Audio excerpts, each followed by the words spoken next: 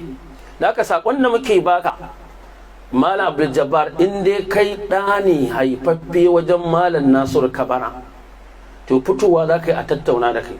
Kuma da kake cewa sai an tafi gidan rediyo, sai an tafi gidan talabishin, sai an yi kaza, sai an yi kaza, ka sa sharaɗin nan, saboda duk abin da kake takama da shi.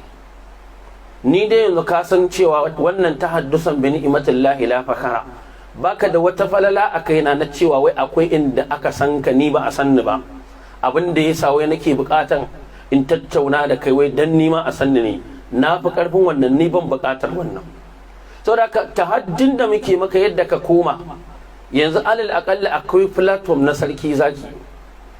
Kowa yana kallon yadda tsarin tattauna yake. Ba za ka kashe ko sisin ka ba. Waya kawai za a ɗauko ka, mutane na kallon ka, ba ma wai ji ba kawai. A'a, ana kallon ka sanda ake tattaunawa.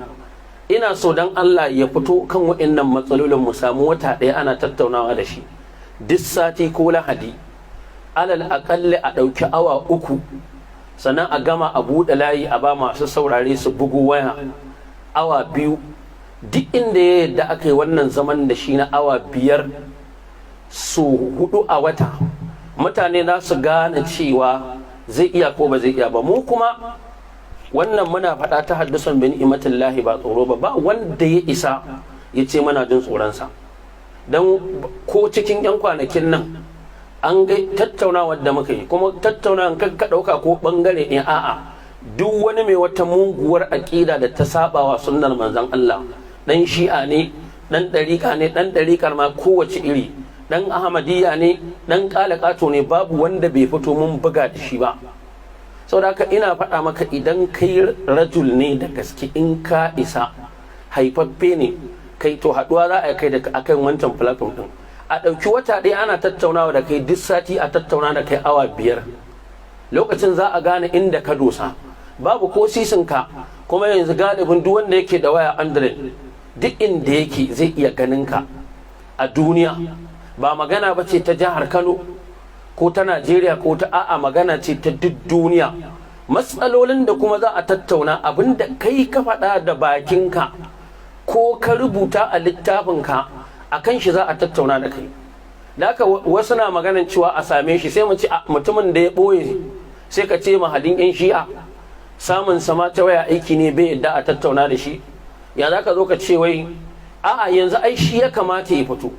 Mu ba sai mun ce su sun san sarki zaki platform ɗinsa Rasulul Amin. Saboda haka haɗuwa za a yi da shi a can wajen, inda da gaske shi namiji ne ya shirya cewa yana so a tattauna da shi. Tattaunawar da ba wanda ke Najeriya ba, duk duniya idan ana yi, ana kallo, in an gama a buɗe layi mutane su bugu su tambaya.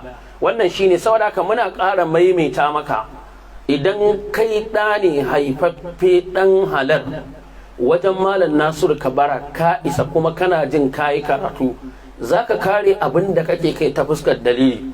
To in ka isa, lokaci yayi da ya kamata ka fito a haɗu da kai akan platform ɗin da duk duniya za ta ga ana tattaunawa da kai. Amma wallahi ba zai iya ba. In kuma ya yadda cewa zai iya, to ku jira ku gani, in aka yi wannan tattaunawar da shi, sai an kai shi gidan tarihi, an binne shi a gidan karatu. Wannan shine tahaddin da